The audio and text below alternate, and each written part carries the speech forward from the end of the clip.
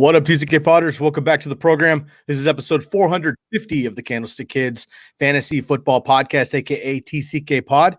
I'm your host, Sky Guasco, joined by my man Jordan Della Valle. Today, we are breaking down the Week 1 game recaps. Going to go through each game from Week 1, break it down from you, and give you the final scores and also some of the biggest stories from each game. And then we're also going to look ahead to Week 2 and give you what to watch for moving forward.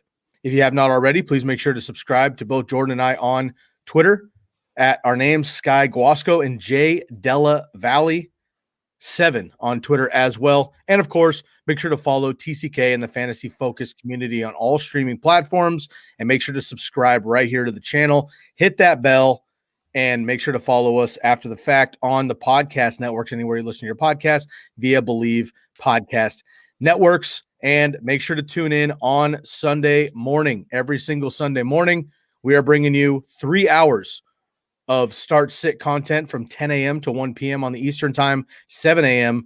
to 10 a.m. West Coast Time, streaming live on the Fantasy Focused YouTube page. Make sure to subscribe, hit the bell, and be with us Sunday morning for 3 hours of start-sit content. All right, Jordan, we got Week 1, man. Week 1 in the books. It was a crazy one. We started off super hot with obviously the Buccaneers and the Cowboys. Incredible game there on Thursday night, coming down to the wire. Great slate of action, in my opinion, for the most part on Sunday. And then Sunday night, of course, the debut of Matt Stafford and the new-look Rams. And then we get a little bit of Justin Fields as well. And then Monday night, an absolute thriller with the Raiders and Ravens. Before we dive into all the games here, what's maybe one single takeaway from any game, any team, any player from Week 1 for you? Yeah, I mean, of course, it's going to be Eagles related, but I told you in our bold prediction and crazy calls episode that Jalen Hurts could be the QB1. Goes out there, obviously has a good matchup against Atlanta, but looked really good. So not only excited as a fan for Jalen Hurts this season, but also from a fantasy perspective, seeing what he can do throughout the rest of the season against probably tougher defensive matchups, but still, like the rushing floor that he showed, the pocket presence, his connection with Devonta Smith looked great. So that was my biggest takeaway. How about you? Absolutely. First reception in the NFL, a touchdown there for Devonta Smith, and led the team in targets and everything. So he looks like the real deal, of course. And we had, a bunch of rookie receivers and rookies in general put in work. For me, I mean, it's kind of cliche at this point after the weekend of it being the main talk, but it was just how poorly the Packers looked as a team. I do not think this sticks around. I think that there's a perfect get-right game this Monday night with the Packers and the Lions.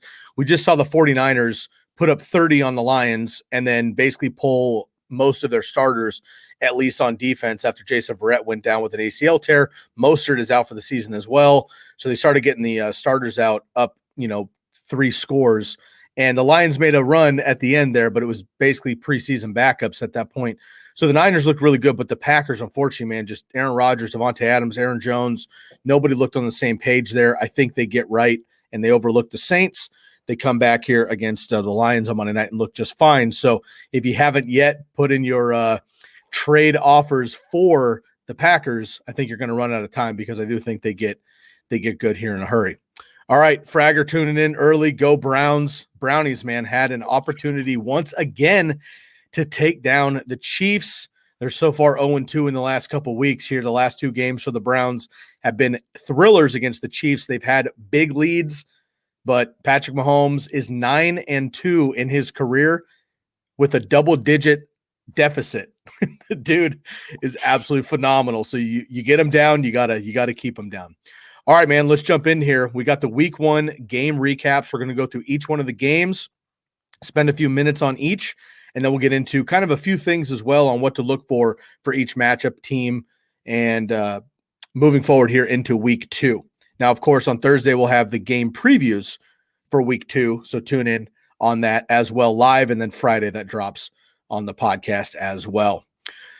All right, let's jump into it here. Let's go right off the bat here. We're dialing it back to Thursday, and I know we're kind of after the fact because we don't recap it on Friday necessarily, but just quickly, Cowboys, Buccaneers, 31-29. Bucks get the last-minute W there. Dak's first game back after injury, 400 and 3 touchdowns. Amari Cooper, 13 receptions, 139 and 2. CeeDee Lamb, 7 receptions, 104 and a touchdown. Amari Cooper, 16 targets. CeeDee Lamb, 15 targets. These guys are obviously going to get fed.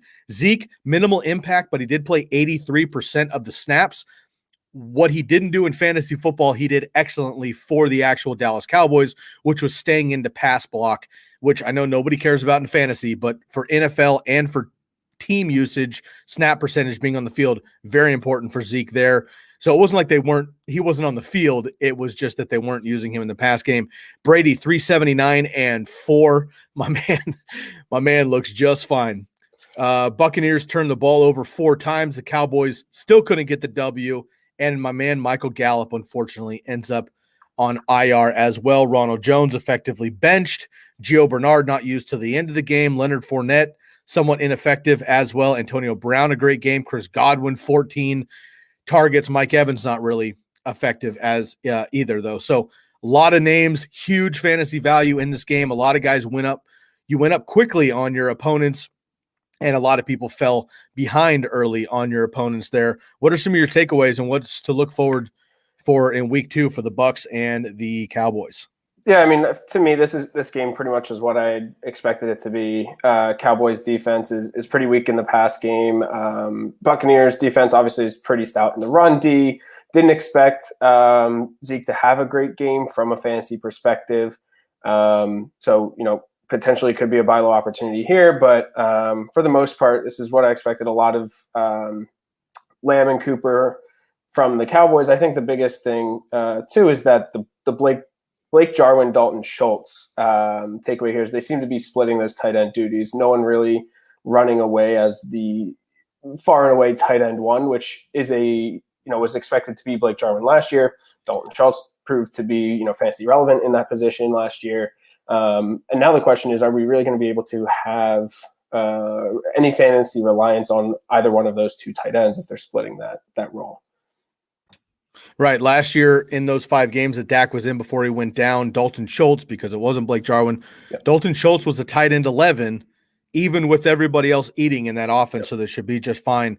And look, we're not talking much about Tony Pollard, but he is obviously being used. And if anything were to happen to Zeke, Tony Pollard's the man.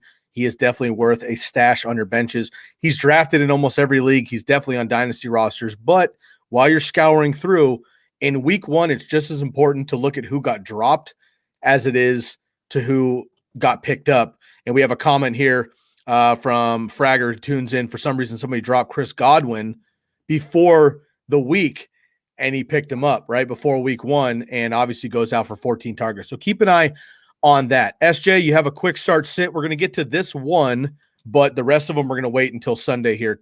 Quickly, Jordan, before we move on here, Tyson Williams or Kenny Golladay flex PPR? Yeah, I mean, based off of what I saw from week 1, it's got to be Tyson Williams. I mean, I think he was involved in the pass game. Off the top of my head, I think he had four or 5 targets. Obviously, is going to be essentially that J.K. Dobbins role, it seems like. Latavius Murray filling in more as the Gus Edwards. Sure, Lamar or Latavius could be stealing some of that goal line work from Tyson Williams, but we've seen the Baltimore offense have a lot of rushing opportunity week in and week out. So I'll take the opportunity and the volume there with Tyson Williams over Kenny Golladay, who seemed to be actually, I think he was out-targeted by both Slayton and Shepard last week against the Broncos. Yep, Slayton with a great early catch down the sideline, and Sterling Shepard, easily the best Giants player overall. Tyson Williams, 4 uncharacteristic targets out of the backfield. You love to see that as well, but Latavius Murray, obviously a factor. We will get to the Ravens recap and Giants recap as we go along here. Once again, check us out Sunday morning for all your start sit needs. All right, let's move on here. Next game up, your Eagles and the Atlanta Falcons, 32-6.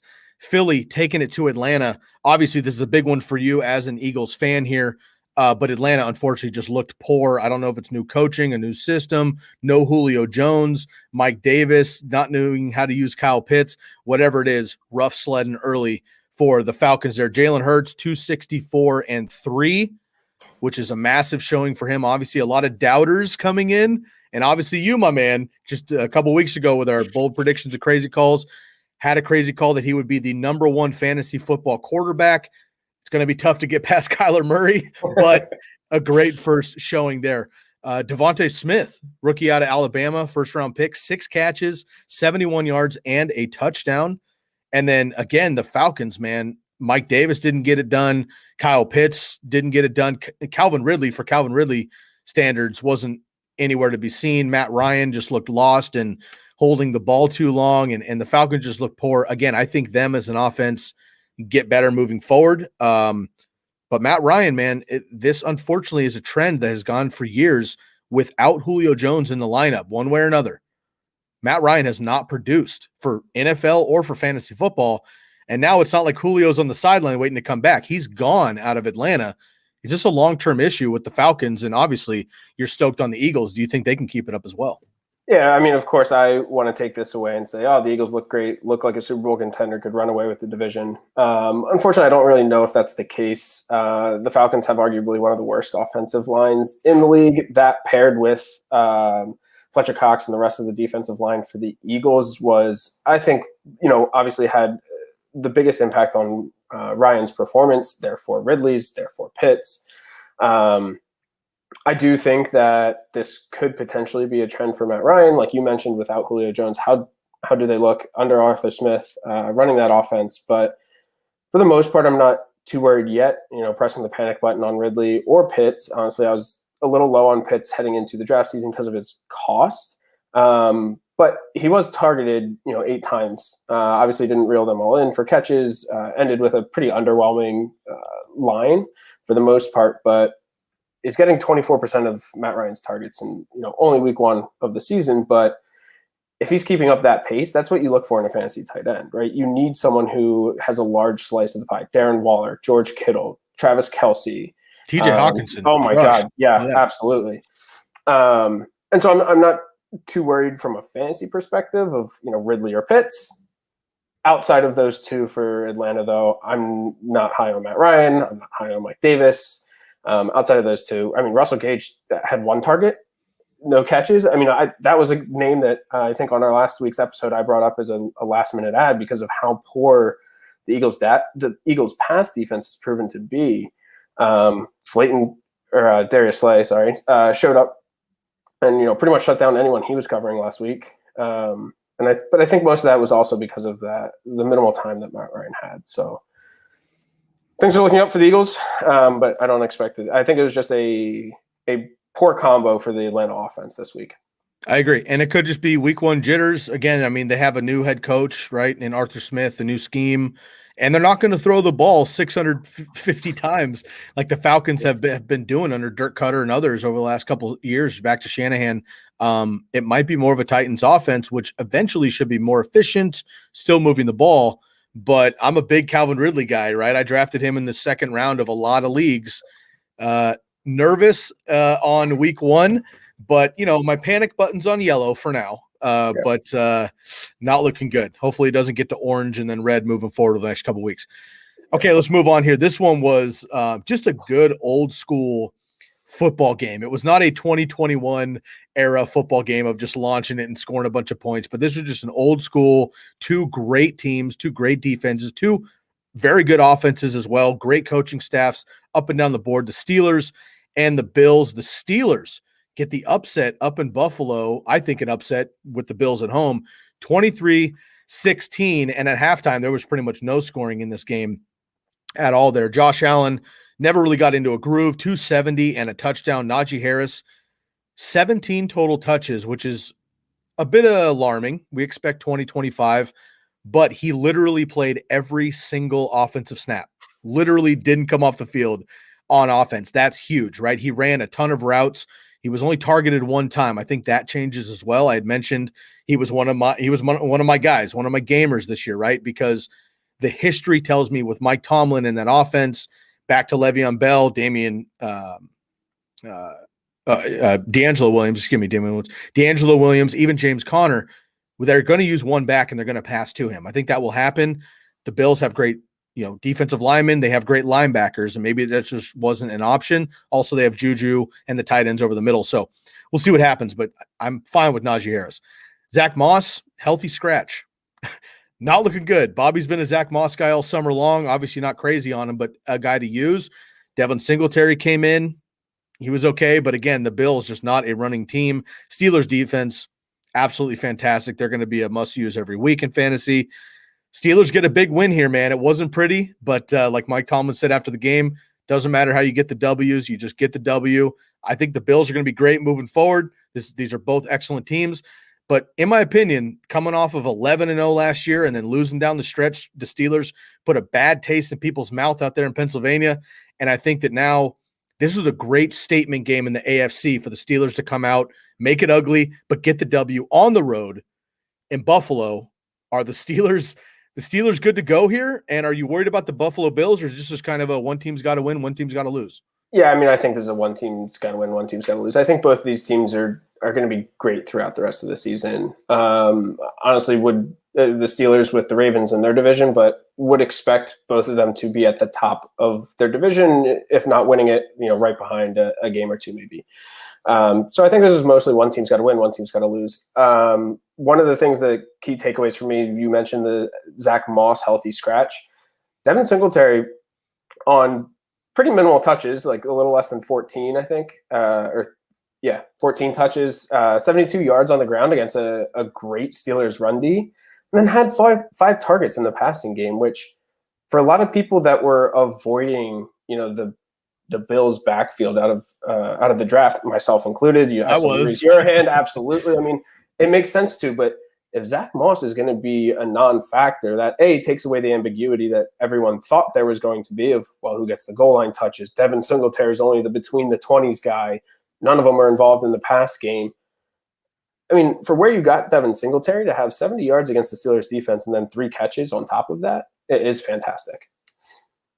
I totally agree. And again, even if Devin Singletary somehow the Bills mix it up and now it's a Zach Moss, not a Singletary, if we get one single back or at least a primary back in Buffalo, they're still the backup. I think the number 2 to Josh Allen. But again, this is just great teams.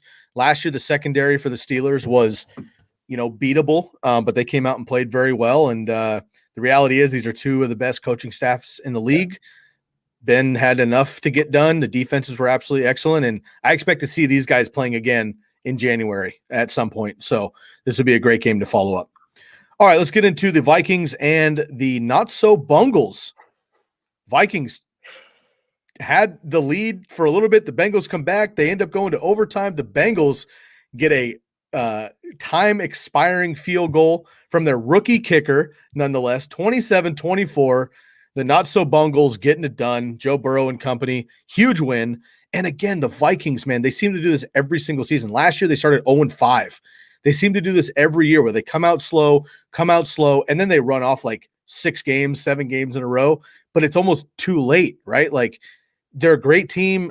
Good coaching. I'm not quite sure why they can't pull these games out, but seems to be an early season trend for Kirk Cousins over his entire career and the Vikings over the last couple of seasons.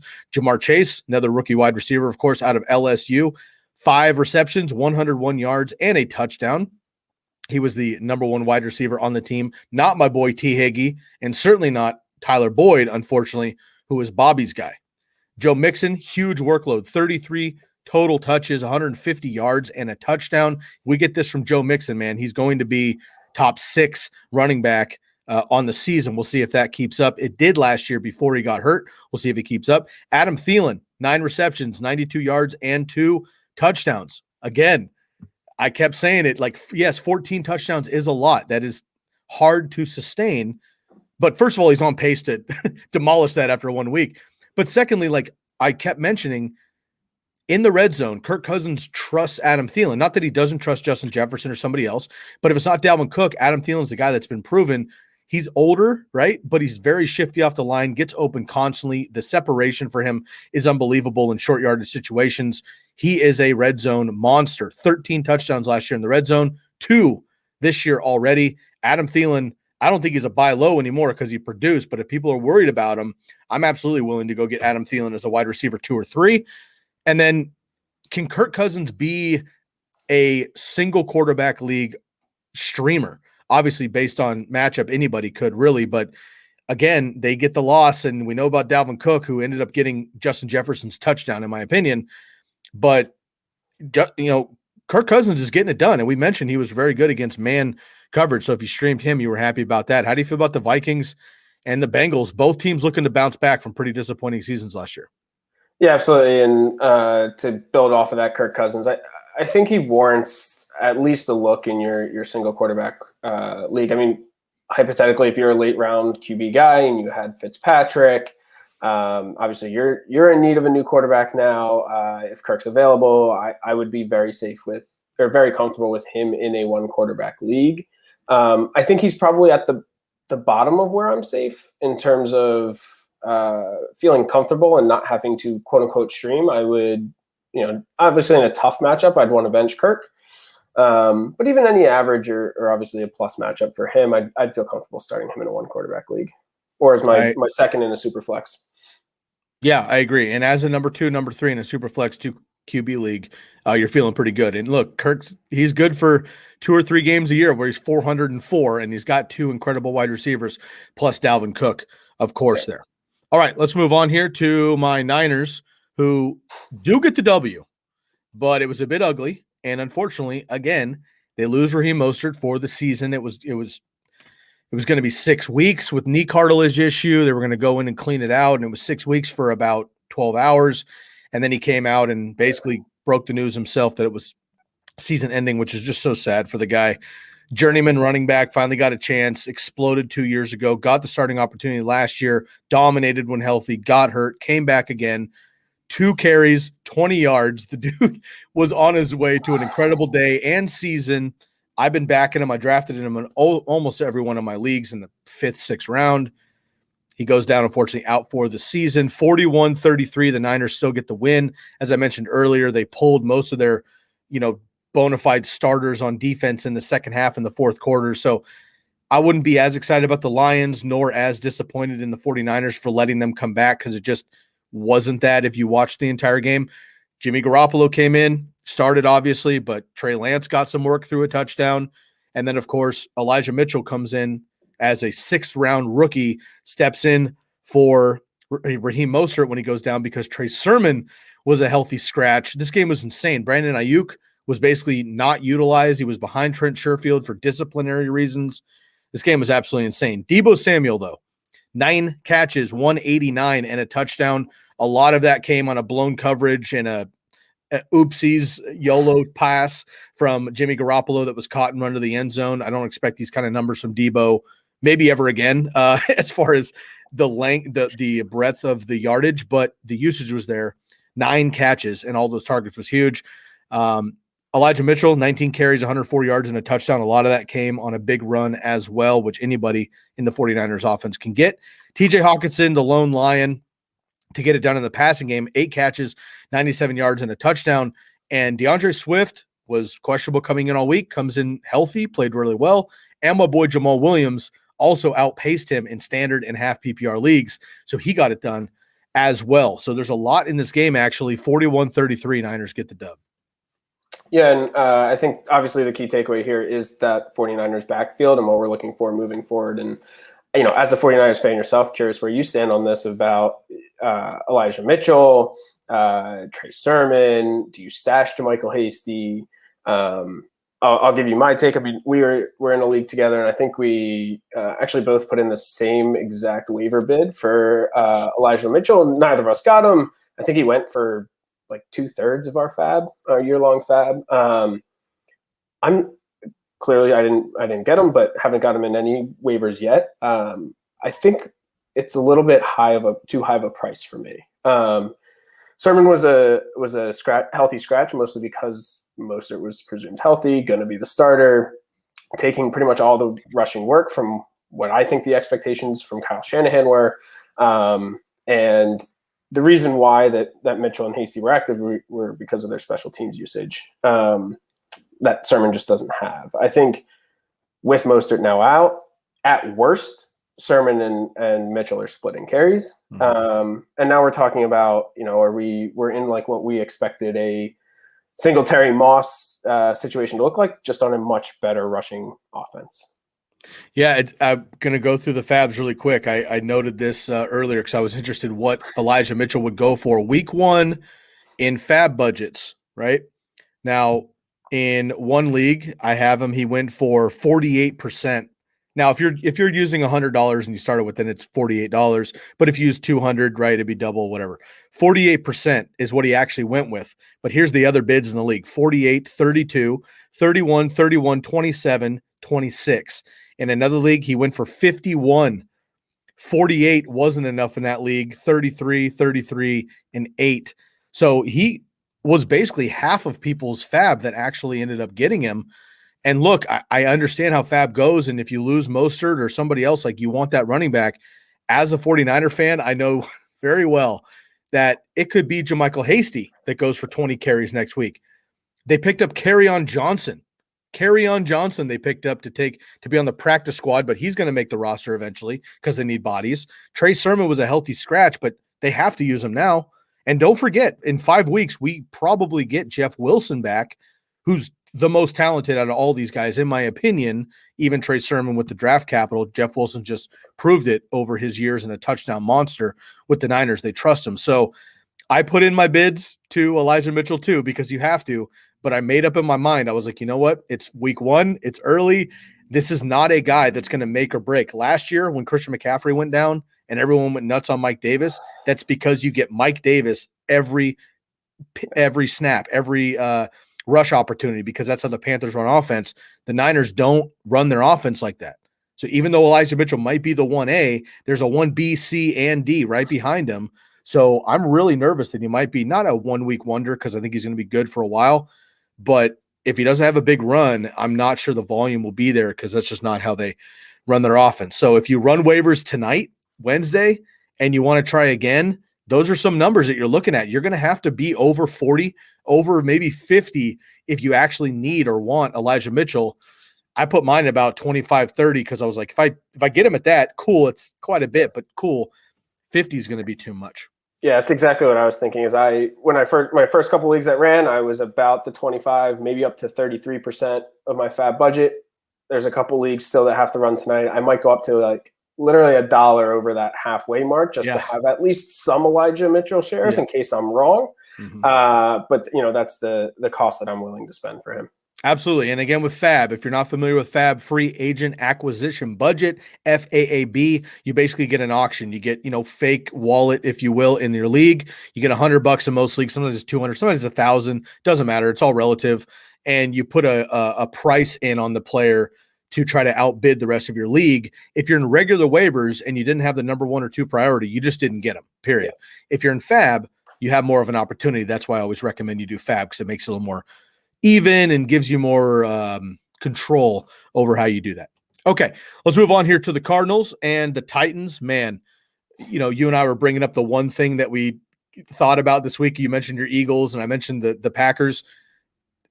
This game, I'm not shocked that the Cardinals won the game, because I think they're much improved, obviously, and Kyler Murray's just phenomenal. But that defense was amazing.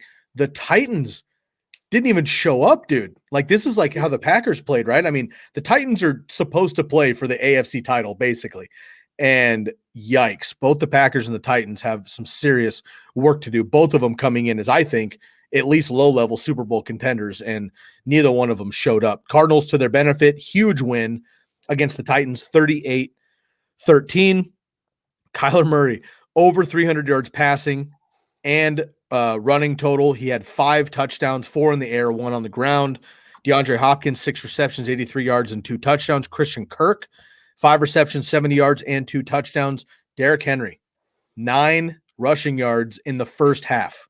Got absolutely schooled, and Derrick Henry's Derrick Henry, but we have seen, and I mentioned this coming down the stretch while I had him at my running back number 6, was because the Ravens last year in the playoffs held him to like 40 yards on a game. The Cardinals, right, held him. I know he can break a 97-yard run. He does it to everybody. But if you stack the box and make Tannehill beat you with the new wide receiver and Julio Jones, Anthony Ferguson, what's going to happen, right? Kind of a new offensive flow, and they weren't ready to go. And Chandler Jones, 5 sacks in this game. J.J. Watt now on the squad. I mean, the Cardinals showed up and really impressed. here. The Titans are in trouble, in my opinion, because the Cardinals are a good team, but this should have been 38-35, not 38-13. Yeah, I mean, this is almost the similar situation to the Eagles Falcons game, just with what I think is a higher level and more talented teams, where this is not the game that I expected it to be. I expected it, like you said, the Cardinals to win, but not like this. And so the question is, should we be this worried about the Titans offense like we are with Atlanta? Or is this just more about the Cardinals defense? You mentioned Chandler Jones and J.J. Watt. I mean, who's going to have an easy time running against that defensive line? Right.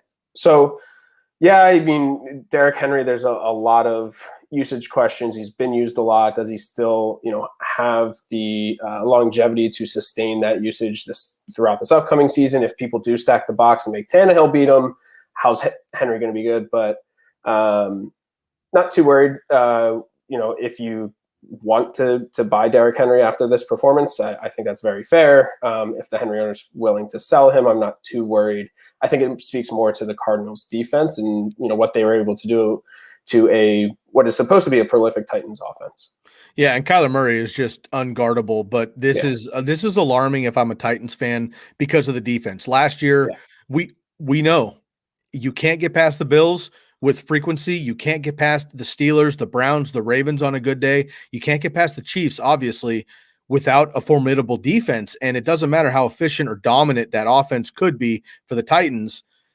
If you're giving up 4 scores, 5 scores a game, they don't have the offense to compete with that. That's where I'm concerned if I'm a Titans fan. The Cardinals, we thought they were kind of like the guaranteed number 4 in the NFC West. Yikes. I don't know, man. Anybody in that division at this point can all 4 teams have undefeated performance. Yeah. And a great divisional matchup. Also, another rookie mention here real quick, Rondale Moore, rookie out of Purdue, same target share as Christian Kirk, just didn't have the touchdown. So I love that. Great waiver pickup. Most likely managed in dynasty leagues already, but in redraft, worth a stash if you have a free spot opening up from IR. Okay, 2 more, and then we're going to take a quick break here. Let's go into the Seahawks and the Colts. Seahawks get a big win here, 28-16. Ho-hum for the Seahawks. Russell Wilson, 254, 4 touchdowns, just incredibly efficient. Once again, Tyler Lockett, just 4 catches, but very Tyler Lockett, 100 yards and 2 touchdowns. I know I've been a DK guy all summer. I think he's going to be fine moving forward. He got a touchdown too. But you've been the Tyler Lockett guy in every draft we were in. You would wait. Tyler Lockett in the 5th, Tyler Lockett in the 6th, and he was arguably your best player this week in the wide receiver position. Jonathan Taylor, 116 total yards. You like to see that. Nyheim Hines, also very involved as well. And Zach Pascal, not Michael Pittman, 4 catches, 43 yards, and 2 touchdowns there from Carson Wentz. So Seahawks get it done. No real surprise. I think it's going to take a while for Carson Wentz and the Colts to be who we think the Colts can be, which is a low-level playoff team. That defense, again, kind of disappointed. But look, man, Russell Wilson's Russell Wilson. And when the Seahawks are cooking, Chris Carson had a huge run as well on a 3rd and short, and he busted through for about 30 yards. So they're going to be dominant. Like I said, DK gets a touchdown as well. This just kind of how it goes for the Seahawks and the Colts. I mean, do you expect better things moving forward here as Carson Wentz gets going, or are the Colts kind of just not on the same level without Phillip Rivers? Yeah, I mean, I think it's hard to say that the Colts aren't on the same level without Phillip Rivers. I mean, as much of a prolific career that he had, he obviously was not his peak, at his peak performance with the Colts, which Carson Wentz could and should be, or at least close to it. I think the one interesting thing was how involved the running backs were with the Colts, right?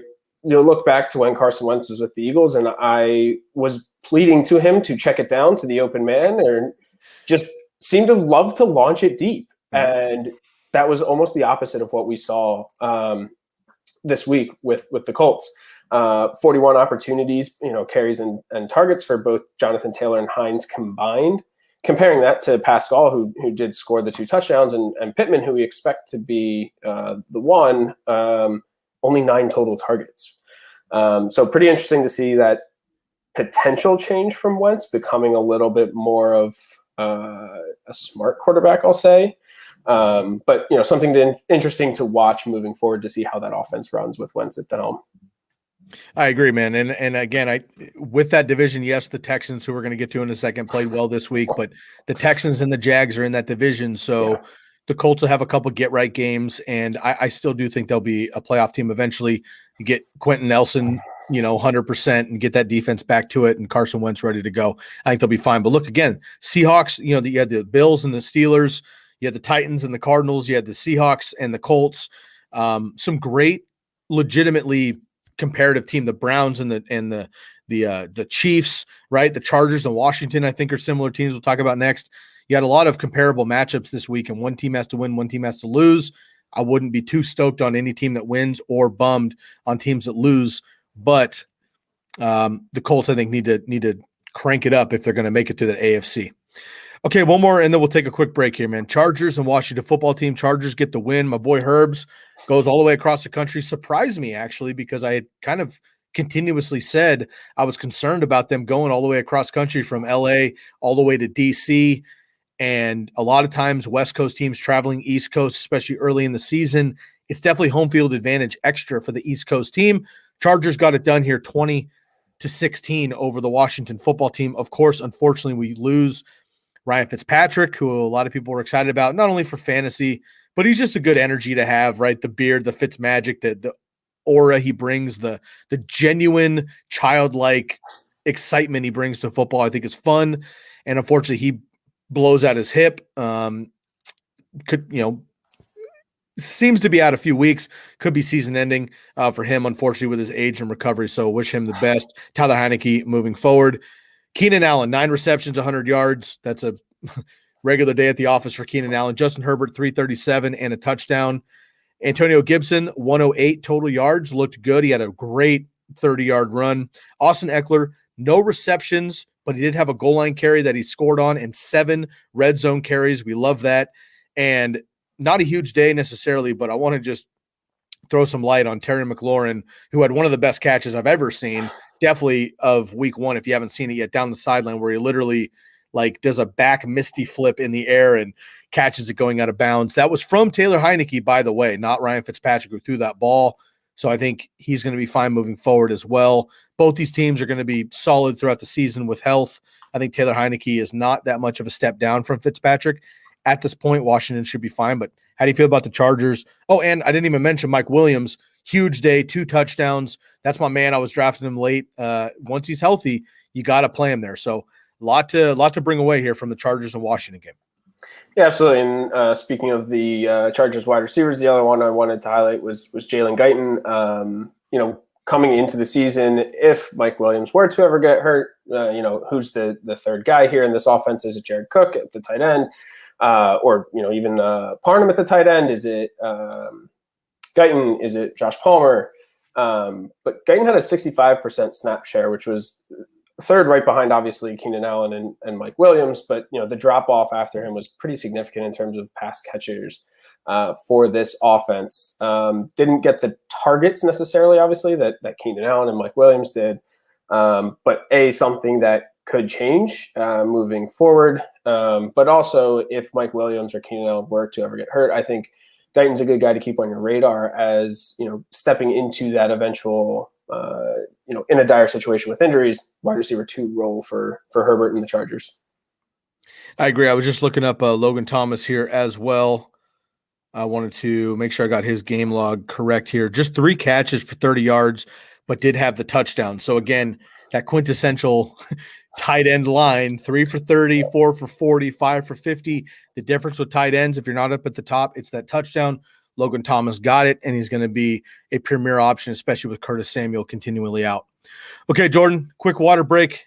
Shouts out to Jersey Jungle, and we'll come back for the other half.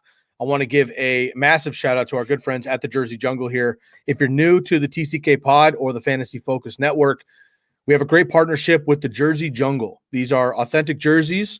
You can see them behind me. I've got Alvin Kamara and Nicky Chubb up this week here. Jersey Jungle, they handle their business through Instagram at the Jersey Jungle. Make sure you give them a follow. Check out their stories. They've just posted 3 new posts this week of throwback football jerseys, right? Like Bruce Smith from the Bills, LaDainian Tomlinson, You have Allen, right, from the Raiders and the Chiefs. Bo Jackson in the mix as well.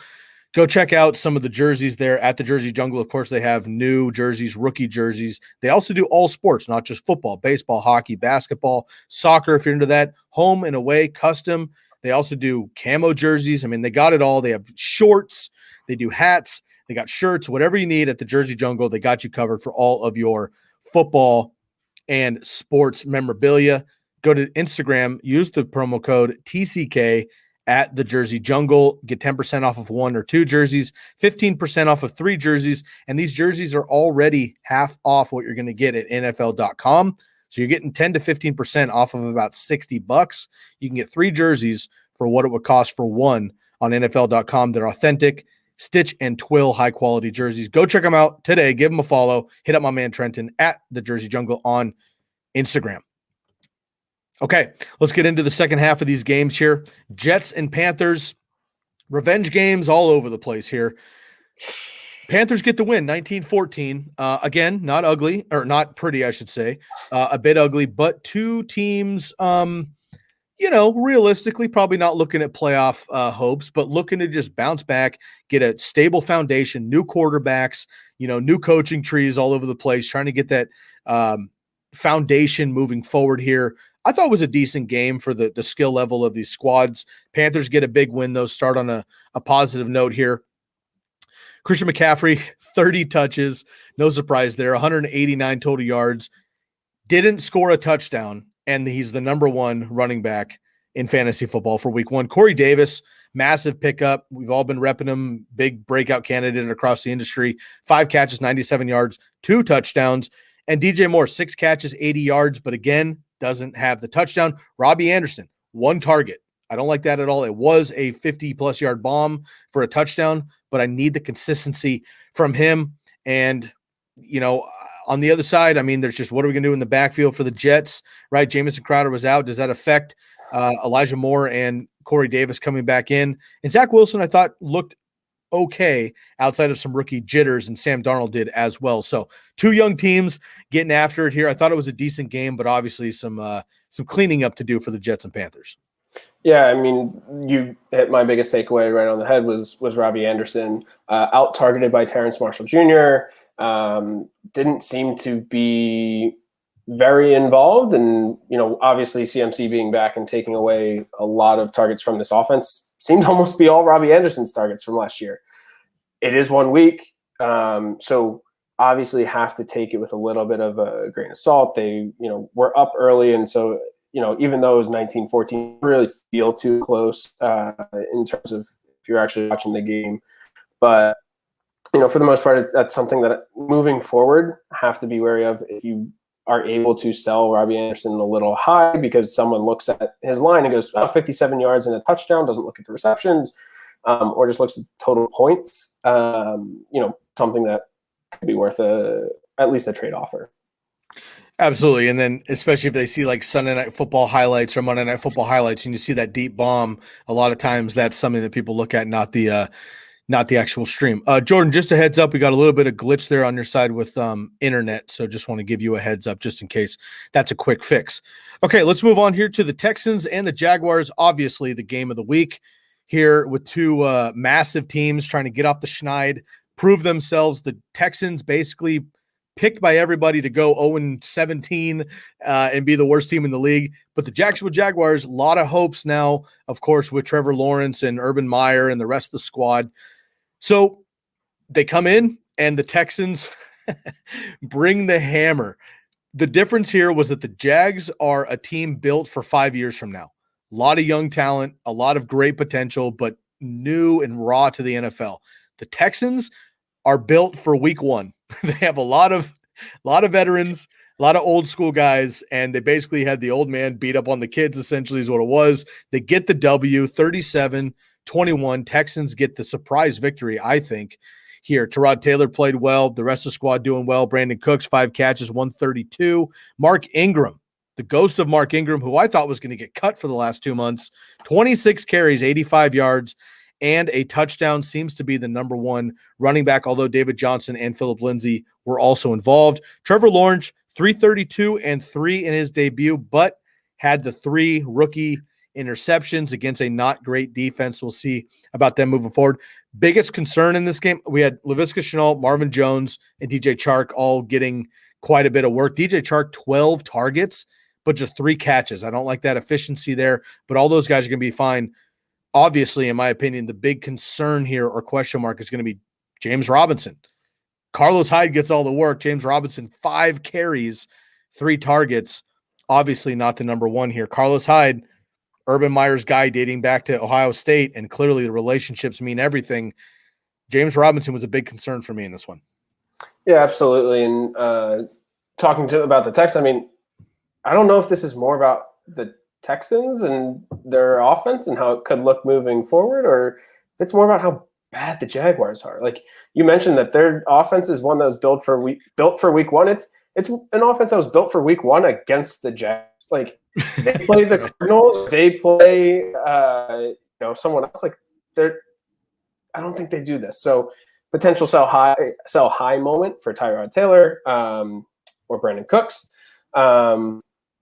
And same thing with Mark Ingram. I mean, he only averaged 3.3 a carry, just had a ton of carries in a game where the Texans were just running away with it. He's averaging 3.3 a carry and only getting 10 carries, had no targets in this game.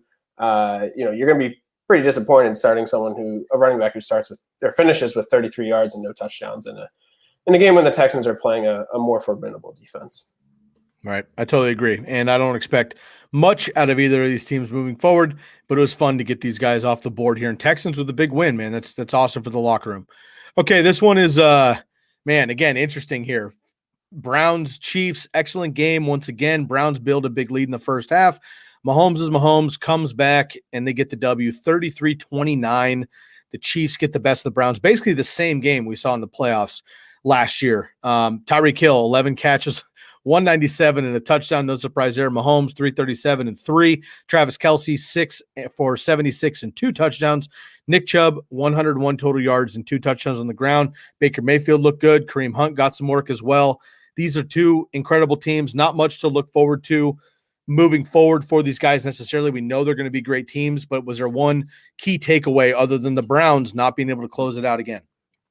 No, I mean, for the most part, I mean, these offenses look great. I mean, it's kind of what we expected coming in. The one takeaway, obviously, Odell Beckham Jr. not playing already has been ruled out for Sunday's game as well, which is odd to me. I mean, he was questionable, was a game time decision for this Chiefs game, and now he's already being ruled out half a week, if not more, in advance of this next week 2 matchup is a bit concerning. If you do have Odell, obviously take him out of your lineup. But again, you're just playing a waiting game with Odell where, what does the Browns offense look like once he's back and healthy? Yep. And we'll see, man. Jarvis Landry getting it done. And of course they have a ton of tight ends, including David Njoku, who had a decent couple grabs in this one as well. All right, moving on here. Dolphins, Patriots. Big time rivalry here. Of course, the new regime with the Patriots and Mac Jones and not Cam Newton, and then Tua trying to bounce back this year as well. These coaching staffs know each other because they're all kind of from the Belichick tree. It's a very good game here. The Dolphins get a big win here, 17-16. Damian Harris, 117 total yards and 25 total touches. Love the workload. Unfortunately, he fumbled in this game. We'll see how that affects him next week. Jaylen Waddle, another rookie wide receiver, coming in from Alabama, 4 catches, 61 yards, and a touchdown. Looked very good. And Nelson Aguilar, 5 catches, 72 yards, and a touchdown. Jacoby Myers got some work as well. Big takeaways here from the Patriots-Dolphins game. Yeah, I mean, first thing is you mentioned the Jaylen Waddle. To remember that Will Fuller is now coming back off of his suspension, adding him into the mix of this Dolphins offense. Is it taking away from the current pieces? Is he going to slot in as that 1, as a 2? Where does he fit into this offense moving forward? But also on the Patriots side of the ball, I mean, Mac Jones looked pretty good in his debut. Obviously, you mentioned Aguilar's stat line. Jacoby Myers as well, I think, had a little bit less of a target share than Aguilar did. So in terms of what I'm expecting from Aguilar, I'm kind of expecting a similar season to what he had with the Raiders last year. Nice. And I think there's a lot more options in these teams as well. And Mac Jones looked quite good Yeah. We know that he's not going to be airing it out. That's not the offense, but he looked composed, not going to make a lot of mistakes, and that's what they wanted from the Patriots. So Tua also impressing as well. Okay, let's move on to the Packers and Saints. This game is kind of a throwout here. We do need to recap it, but kind of a throwout. I mean, like, again, the Packers just played horrendously. The Saints came out, punched them in the mouth, and the game was over before it started. Jameis Winston, 148. 148. Jameis usually has 150 per quarter, 148 for the entire game, but 5 touchdowns. Obviously, that efficiency is going to completely change. Aaron Rodgers, just 133 and 2 picks. One of them was oopsies bobble from Davante Adams, returned about 60 yards, flipped the game. It was 17-3 at that point. Could have been 17-10, and you could have been a game. Saints take it back halfway, score again, and it was a rout from there. Excuse me, I just bumped my microphone. If I have any bad audio, let me know. And then Jawan Johnson has 3 catches, 21 yards, but got the 2 touchdowns there. You did have Adam Troutman play, but Jawan Johnson was the one getting him. Davante Adams, 56 yards. Obviously, a lot of that had to do with Aaron Rodgers. One of them was a great over-the-shoulder catch, though.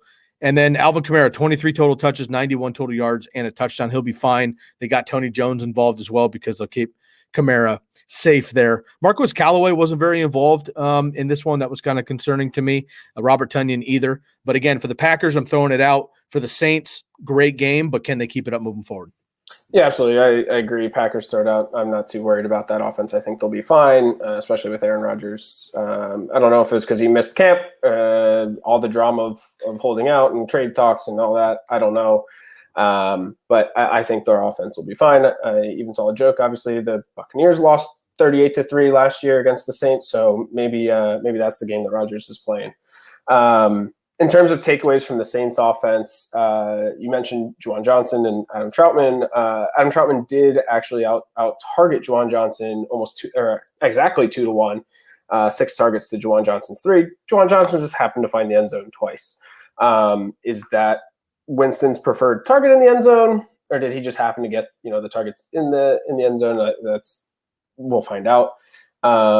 But you mentioned the yardage and the touchdown efficiency from Winston.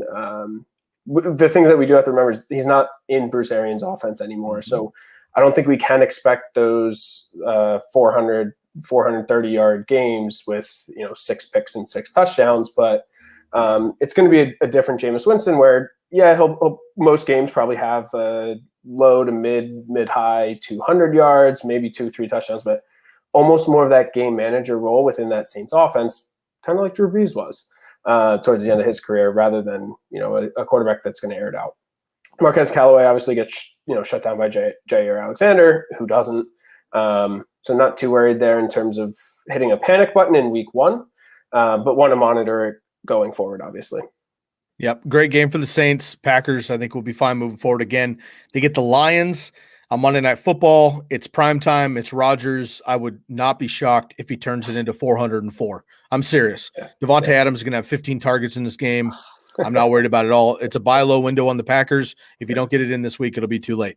All right, 3 more games here. We got the Broncos and the Giants wrapping up the Sunday early slates here. And Broncos get a big win here. Not surprising. I just didn't believe in the Giants. I still don't. Broncos much improved from last year. Teddy B seems to be good enough for those guys. 27-13. Broncos get the W. Jerry Jeudy, 6 catches, 72 yards, injured. Going to be out at least 6 weeks, unfortunately, with a high ankle sprain. I'm concerned about him coming back also because we see this often. A receiver gets this kind of an injury, and it might take him week 7, week 8, week 9 to get 100%. This is tough. If you could put him on IR, do it. If you don't have an IR spot, unfortunately, I personally would just drop Jerry Jeudy and then try to pick him up in week 5 or 6 when people forget about him. But it's a really sad situation. He was going to dominate, another big breakout candidate for everybody. Looked awesome and just unfortunate. Sterling Shepard, 7 catches, 113 yards, and a touchdown for the Giants. Melvin Gordon, 13 carries, 101 yards, and a touchdown. A lot of that came on a 70-yard touchdown at the end of the game. So I want to break this down. I never say, well, I say it all the time. I never actually think you can't count the 70-yard touchdown, right? A lot of people say that. Take that out and blah, blah, blah. It mattered. He scored a 70-yard touchdown. He has the ability to do that. Fine. It inflated his stats. But what I do to get a more realistic approach on it is I just take everything other than that run, right? So I'm going to take 10 carries and 31 yards before that 70-yard touchdown. 10 for 31, 3.1 yards per carry, not buying it, right? You had Javonta Williams, who actually had 50% of the snaps there as well and actually out-carried Melvin Gordon. Melvin Gordon happened to hit the seam, happened to outrun guys and scored a touchdown. If Javonta Williams scored this touchdown, fantasy would be going insane. Melvin Gordon will be dropped, right? So, let's just keep this into perspective here. He did get the win on that move, but just if you can get rid of Melvin Gordon right now, I would absolutely 100% do that. And again, Saquon Barkley, really the highlight of this game, but not surprising to anybody that he was on a pitch count. Yeah, absolutely. Not surprising there. They obviously have the game tomorrow night against Washington. So wanted to probably keep him limited for that quick touchdown this early in the season coming with the injury, but I also expect them to be not as efficient in this upcoming week again against another good defense in Washington. So it could be a potential buy low for Saquon if you do have a decent running back depth. Maybe do offer a 2-for-1 after this week against Washington for the Saquon manager who's going to be frustrated depending on when you would draft it if he spent a 6th to maybe even early round second pick on Saquon Barkley. Is going to have frustrating first week and might be looking to move him. Absolutely. And we just saw Washington football team really corral at least Austin Eckler. So if Saquon Barkley is not Saquon Barkley, and look, he might be too. He could come out Thursday and blow up and then fine. But if he has another, 80% Saquon at least, that's going to be a bigger buy window as well. Okay, Bears-Rams, Sunday Night Football, excellent game here. You had the Bears come out with Andy Dalton. Obviously, they just didn't want to feed Justin Fields to the Wolves, which was smart, but that's over now. They should go Fields, obviously. Bears and Rams. Rams take it to him 34-14. Matt Stafford, 321 and 3 touchdowns. 2 of those absolute nukes. Devan Jefferson and Cooper Kupp wide open. Cooper Kupp 7 catches, 108 yards, and that long touchdown. David Montgomery, one of the most impressive performances from running back of anybody this weekend, in my opinion. 16 carries, 108 yards, and a touchdown, which isn't incredible, but doing it against the Rams with a not great offense in the Bears, very, very impressive for David Montgomery, in my opinion. Darrell Henderson leading the ground, 70 yards and a touchdown, but whatever. Sony Michel, not a factor, not a surprise there. Robert Woods caught a tippy-toe touchdown, but not a big factor there either. Allen Robinson, 12 targets, but not a lot to do. And Darnell Mooney, plenty targeted as well as Cole Kmet. So a lot of fantasy relevance in this game, but the Rams just outmatched the Bears. No surprise here. Yeah, again, what we expected. I think you mentioned the Fields. I'm hoping Fields comes soon. I know we're in a super flex guillotine league where I do not have a second quarterback except for Fields. It's getting really dangerous. I got outbid on Josh Allen and Baker Mayfield this week after they got dropped. So I'm playing with fire. So really hoping Fields starts soon here as my second QB for that league. But outside of that, a couple of things to look for moving forward is what does Sony Michel, what does his involvement in this offense look like? They obviously signed him partially for depth. They've never had Henderson be that lead back for long term. And as Sony Michel gets more acclimated to the offense, understands the playbook better, how do, Sean McVay and the Rams start to fold him into this offense? Does that chip away at all at Henderson's usage and efficiency? And from the Bears side, David Montgomery looked absolutely fantastic. He did. He looked explosive, catches out of the backfield. We saw, Matt Nagy came out early in the season saying that he wanted to give him 20-plus touches per game. And if that's going to be consistent, David Montgomery's could absolutely be where he was last year. A lot of people thought it was a fluke, and he came out week 1 against a great defense and did the same thing there. Okay, last game, Ravens and Raiders. One of the better finishes to a game. I say better because it was exciting. It was bad performance-wise. It was picks in the end zone. It was fumbles inside the red zone. It was back and forth, and then they go to overtime, whatever. So actually, performance-wise, it was terrible. Excitement-wise, it was very exciting here. Ravens and Raiders going into overtime. Raiders get the upset over the Ravens, 33-27, 19 targets for Darren Waller, 10 catches, 105 yards, and a touchdown. 2 touchdowns for Josh Jacobs. But, folks, as I was mentioning all offseason, the touchdowns do not surprise me. He may end up with 10 or 12 touchdowns. but he had 3 yards per carry. Otherwise, the efficiency is not there. And for when he was used, Kenyon Drake looked just fine out of the backfield in the pass game as well. So I'm still not buying Josh Jacobs. If you can get rid of Josh Jacobs and Melvin Gordon, I would do that immediately, personally. Hunter Renfrow, 9 targets as well. Nobody really talked about Hunter Renfrow in the offseason. It was all about Henry Ruggs and Edwards and, of course, the running backs and Darren Waller. Hunter Renfrow, 9 targets. Got it done there. Lamar Jackson, 235 and a touchdown, 86 yards on the ground, but looked very skittish in the pocket, connected on a couple of good passes, but unfortunately just not able to get it done late. Costly fumble, obviously, turned the game over there. And then you had Tyson Williams, 65 and a score, 4 targets, 3 receptions, 29 yards. Latavius Murray also picked up last minute and gets a touchdown for them last minute there. Mark Andrews, kind of a non-factor in this one as well as Hollywood Brown, but he did have that early touchdown. So, man, Raiders impressed. We saw them beat the Chiefs last year. They can hang with anybody any given week, but I don't expect the consistency. And the Ravens, bad first impression. They look sloppy, but I think the Ravens will be just fine moving forward. Yeah, I think it was impressive to see the Ravens pick up. They did lose the game, obviously. Probably should have won it, but looked fine in terms of their offense for having lost their top 3 backs and having to roll with an undrafted rookie and Tyson Williams, a newly signed free agent Latavius Murray. Their offense looked cohesive, especially on the ground, as they have in years past. And so moving forward, I'm optimistic for Tyson Williams. Latavius Murray in a flex if you need, or a pinch as a running back as well. Obviously, Lamar is going to be Lamar. But I think moving forward, I wouldn't be too worried about the offensive options for the Ravens in fantasy. For Oakland Raiders, what do you do with that wide receiver room? You mentioned that Renfrow had 9 targets and the largest target share of all the wide receivers, but that offense runs through Darren Waller and Josh Jacobs, essentially. If they're passing it, it's going to be Darren Waller. If they're running it, it's probably going to be Josh Jacobs, maybe a little Kenyon Drake sprinkled in. But they did seem to target Bryan Edwards late, which was interesting. They did well targeting Bryan Edwards late, but just didn't early on in the game. And so if I'm going to be stashing one of those deep threat, out wide receivers, not Renfrow, because I think they have a higher upside than Renfrow does. He's going to be a safe floor PPR, but in terms of someone who could potentially break out later in the season or even in weeks 2 and 3, I think I'd prioritize Edwards over Ruggs. Edwards didn't have a target till the 4th quarter, and then they gave him basically 3 passes in a row or so. It was silly.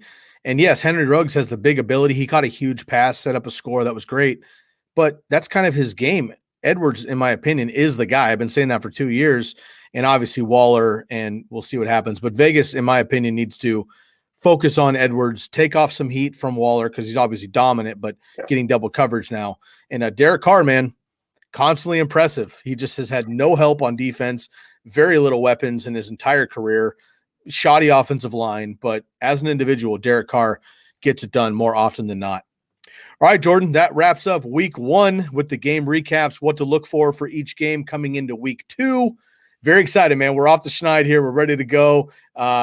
Got some fantasy W's, had some tough defeats. We had some injuries, but we had some guys explode on your bench that you can look at moving forward. Hope everybody did well on your waiver wires. And if you're going waiver wires tonight, Wednesday as well, make sure you keep another lookout for Elijah Mitchell, but know that you're going to be spending upwards of 40 to 50% of your fab. And to be perfectly honest, I think that might be a little too much for somebody who may not be the 100% guy, but I'll let you run your own squads. Make sure, again, to follow the TCK pod and the Fantasy Focus crew on all streaming platforms. Subscribe right here to the YouTube channel if you have not. Appreciate everybody jumping into the comment section today. Follow the Candlestick Kids Fantasy Football Podcast on the Believe Podcast networks. Anywhere you listen to your podcast, leave us a 5-star rating and review if you think we deserve it. We much appreciate it. And, of course, follow Jordan and I on Twitter. My name is at Sky Guasco, and then at J Della Valley with an E, not a Y, 7 on Twitter as well. Buck and Bob coming up next to break down everything from week 1 and look ahead at week 2. Wishing you all the best. We'll catch you next time on the Candlestick Kids Fantasy Football Podcast. This episode and all episodes of the TCK Pod have been brought to you by BetOnline and Play Action Pools. Go check them out in the description below, and we'll catch you next time. For my man, Jordan Della Valle, I'm your host, Sky Guasco, and we are out of here.